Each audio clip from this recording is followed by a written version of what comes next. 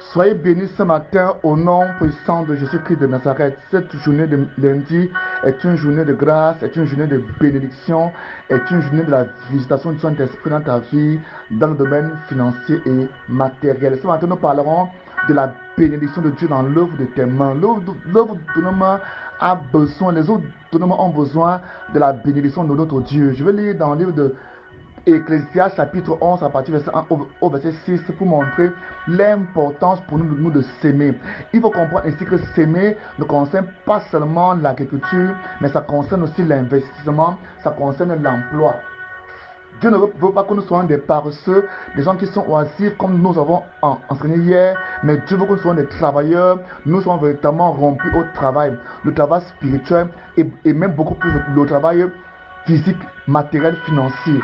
Je lis, il dit ici, lance ton pain sur les eaux, car avec le temps tu le retrouveras. Partage ton bien avec 7 autres, ou même avec 8, car tu ne sais pas quel malheur peut arriver sur la terre. Ici, quand il parle de 7, 8, il parle de l'investissement, donc d'avoir pas seulement une activité, une seule source de revenus, on peut même avoir même 7, voire même 8 sources de revenus. Quand les nuages sont pleins, il pleut avec sur la terre. L'arbre reste à l'endroit où il est tombé, que ce soit vers le sud ou vers le nord. Celui qui guette sans cesse le vent n'ensemencera jamais, et celui qui observe toujours les nuages ne moissonnera pas. Tu ignores quel est le chemin du vent, et tu ne sais pas comment se forment les os et de l'embryon dans le sein de sa mère.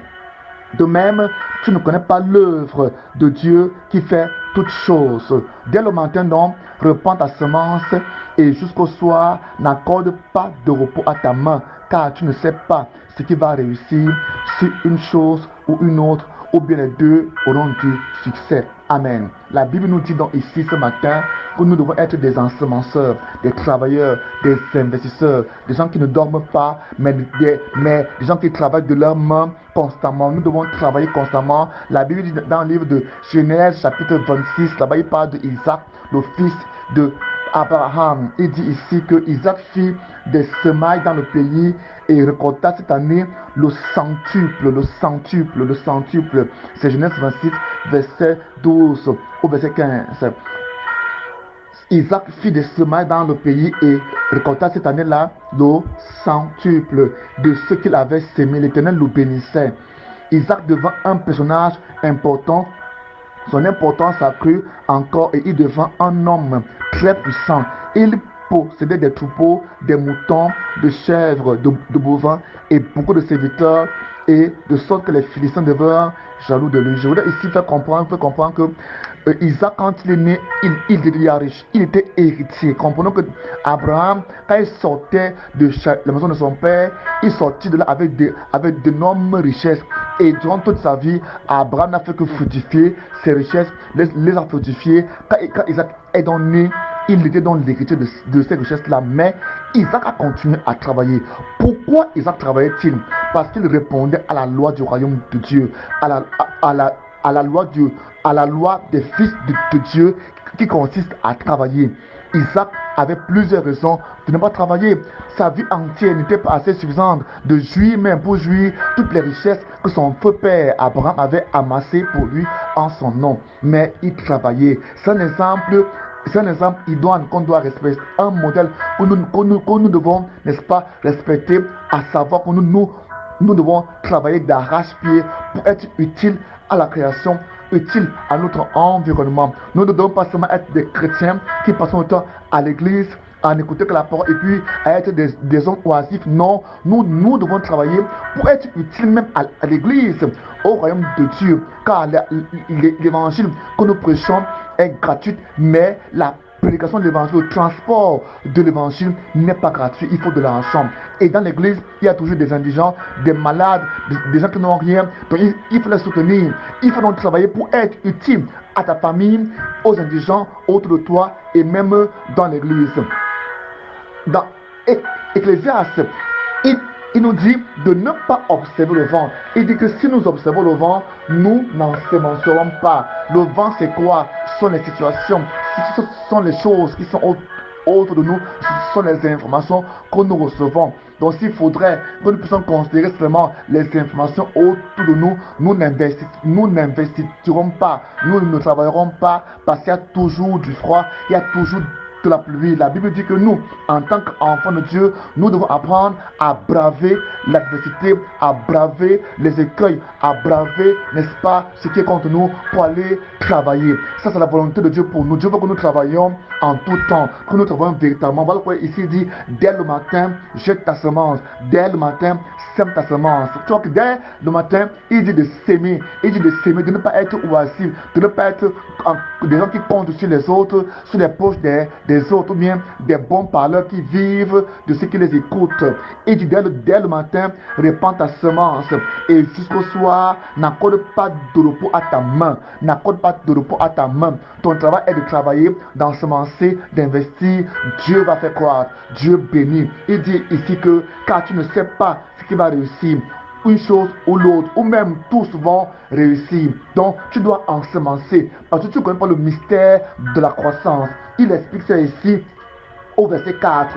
Celui qui guette sans cesse le vent n'ensemencera jamais. Celui qui observe toujours les nuages ne moissonnera pas. Il dit bien, celui qui n'est-ce pas, sans cesse observe le vent n'ensemencera jamais. Et le temps passe, le temps qui passe ne revient plus. Hier est passé, hier ne sera jamais retrouvé. Avant-hier ne sera jamais récupéré. C'est aujourd'hui qui passe. Même le matin, il ne peut plus être, n'est-ce pas, récupéré. Voilà pourquoi le temps qui passe ne revient pas. Donc, ensemence, n'est-ce pas, investir, travail, parce qu'en travaillant, Dieu fera croître, Dieu fera multiplier ta semence, Dieu fera, n'est-ce pas, faire croître ton travail, il fera réussir ton projet parce qu'il est avec toi. Et même si tu ne réussis pas, tu auras appris quelque chose. Et c'est mieux que de rester sur place sans travail. Mieux vaut travailler, investir et échouer que de ne pas investir du tout.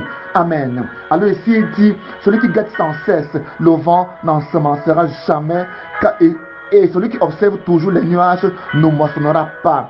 Il dit, tu ignores quel chemin est le vent et tu ne sais pas comment se forment les os de l'embryon dans le sang de sa mère. Alors, tu ne sais pas comment Dieu fait pour te bénir. Tu ne sais pas comment Dieu fera pour faire croître ton travail. Tu peux ensemencer à gauche et là où tu n'as pas ensemencer, tu vas moissonner.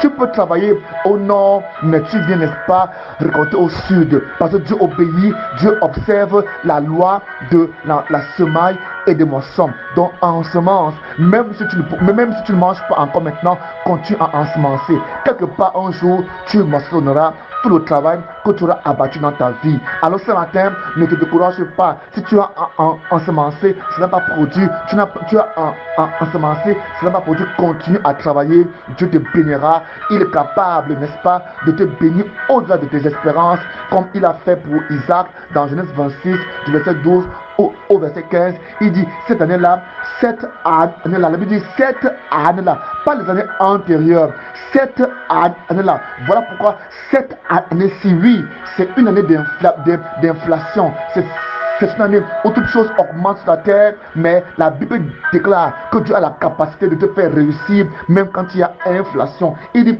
cette année-là, alors que les Philistins, les Égyptiens étaient dans le manquement, dans la famine, la Bible dit que Dieu bénit Isaac au point où même les Philistins étaient jaloux. Les nations étaient jaloux de la bénédiction d'un seul homme parce qu'il travaillait avec Dieu. Ce matin, travaille avec Dieu. Ce matin, compte sur Dieu pour bénir ton travail, pour bénir tes efforts. Même si tu as eu à travailler des dizaines d'années en ne faisant qu'échouer, cette année-ci, Dieu te bénit. Dieu te bénira encore et encore au nom de Jésus. Dieu fera affluer vers toi toutes les bénédictions, toutes les grâces, tout le succès, toute la réussite dont tu auras besoin. Vous voyez ici que dans Genèse 26, verset 12, il dit Dieu bénit, n'est-ce pas, Isaac au centuple. Que veut dire au centuple? Donc ça veut dire quoi? La bénédiction normale, la portion normale était peut-être de 6 tonnes à l'hectare. Quand Dieu dit il bénit au centuple, c'est 6 tonnes fois 100 au centuple. C'est ça la bénédiction au centuple. La bénédiction normale, c'est peut-être que quand tu travailles le blé, le maïs, c'est un certain nombre de tonnages à l'hectare, mais Dieu dit il bénit au centuple. Donc Dieu multiplie sa bénédiction fois 100. N'oubliez pas que quand Joseph était en Égypte, Dieu a béni le peuple de l'Égypte à cause de Joseph pendant 7 ans. Et les 7 ans de pollution ont nous le monde entier pendant 7 autres années. Alors ce matin, que la bénédiction de Dieu soit sur toi cette année, qu'elle envahisse ta vie entière au nom puissant de Jésus-Christ de Nazareth. Amen. Mon nom c'est Bled. Bled Bethsem, sois béni au nom de Jésus-Christ.